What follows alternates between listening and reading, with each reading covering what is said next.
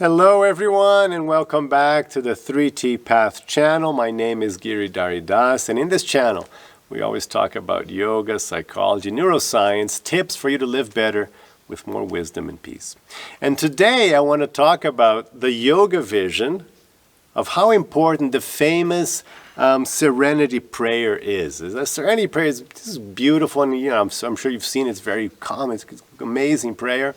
And it's so aligned with yoga. It's so important in yoga. It actually reveals key pillars of yoga philosophy. So I want to talk about that today. And if you think that's interesting, don't forget to like and subscribe, because every week I'm posting this kind of content here.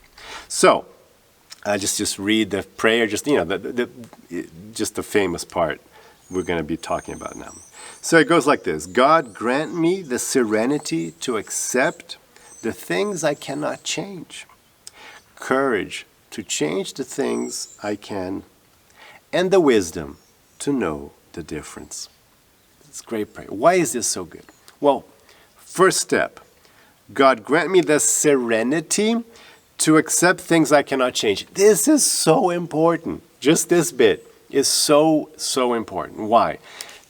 One of the major sources of mental pain, of frustration, of anger, of just giving up on life almost, comes from people who are not serene, who cannot accept, who are not aligned with the things they cannot change. This is a crazy world. It's a difficult world. Living is hard. It's hard for everyone. For some people it's super hard, but living is always hard. Life is tough. And you want to change things, right? I mean, these things are bothering you. Things aren't good. You don't like the government. You don't like the way your spouse is dealing, your child, your workmates, the economy, your bank situation, your financial situation. Lots of things you don't like that you want to change. But what are you going to do about the things you cannot change? So what happens is people focus their minds on the things they cannot change, and it drives them nuts. Of course, it's going to drive you nuts. If you keep thinking about the things you cannot change, the only result of that is like massive amounts of just unhappiness, of frustration. You just want to give up on life because you can't change it. It's like it's not changing. I get that. Like I get students, for example, one common example. Students who are, I get lots of students who are kind to animals because, here we're, in yoga we're connected with life in general. So, we practice ahimsa, and so we don't want to hurt any creature. So I get lots of students who are animal lovers. And specifically, let's say dog lovers, and they try to help street dogs, abandoned dogs, and they do dog shelters. And so I get these people just completely sad and frustrated because they're helping 10, 20, 30, 100 dogs, but they're aware that there are like another 1,000 dogs that need help. And so they think about the 1,000 dogs that they can't help. And then they're like, this is, how can the world, they just go nuts. You go into a spiral of sadness and hopelessness because you're thinking about those, 1,000 dogs you can't help. But what you have to do is think about the 20 or whatever you can do. So the things you can't change, serenity, God grant me serenity. It's like, I can't change it. Is this what it is now? So not that, it's like, I'm just going to put that in another list. I'm not going to worry about that now. It's like there. But I'm just going to see, what about that can I do? And lots of people are suffering now with climate change. So there's, this whole in climate change anxiety, because you can't change the world. You can't make all the world leaders and industry leaders, all of a sudden become ecological. They won't. They have their interests. They have other things going on for them.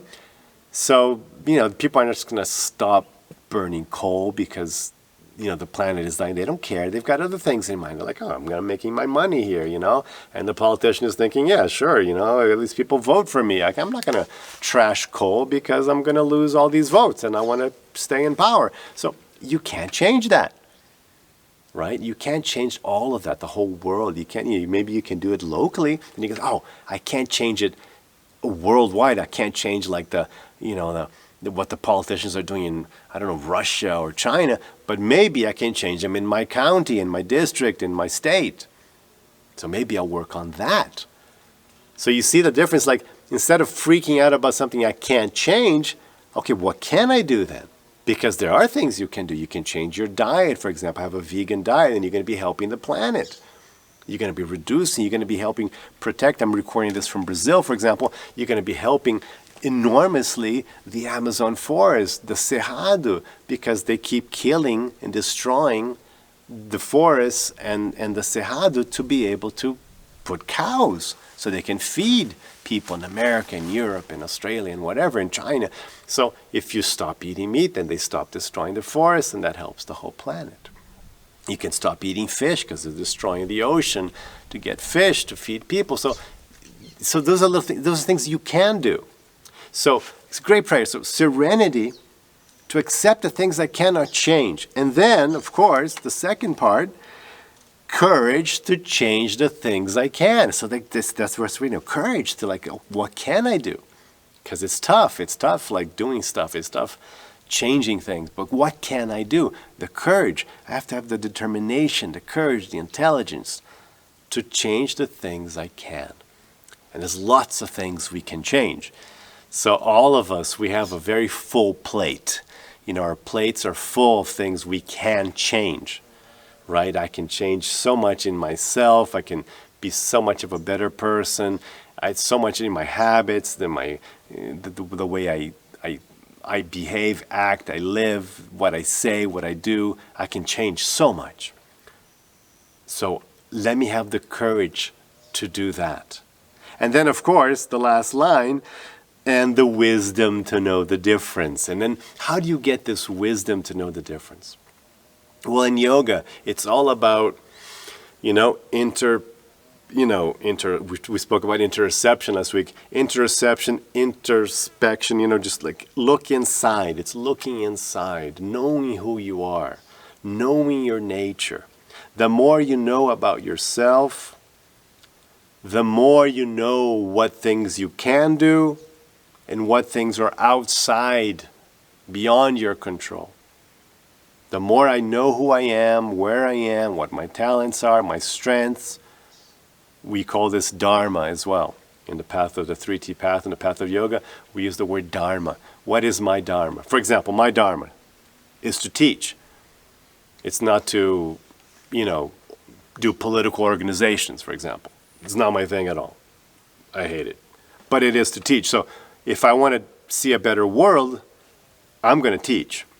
I'm going to try to. Have a channel, have an Instagram. I'm going to be doing what I'm doing here. That's my thing. But then somebody watching, like one of you, might be like, no, my thing, I don't want to teach. I don't want to start a YouTube channel. I want to be a political organizer. I want to get people going,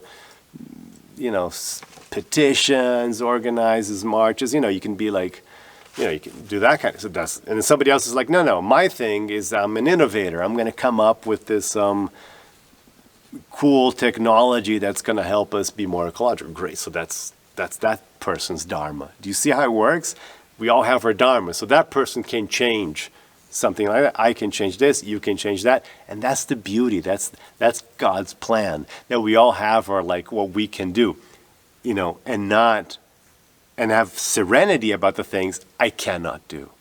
So it's a great prayer, and I hope that you meditate on this and on these points, and I hope this helped you understand as well a little more what this means. Anyway, I'd love to hear from you. Please leave your comments below if you've tried this, if you have any comments about how you feel about these things.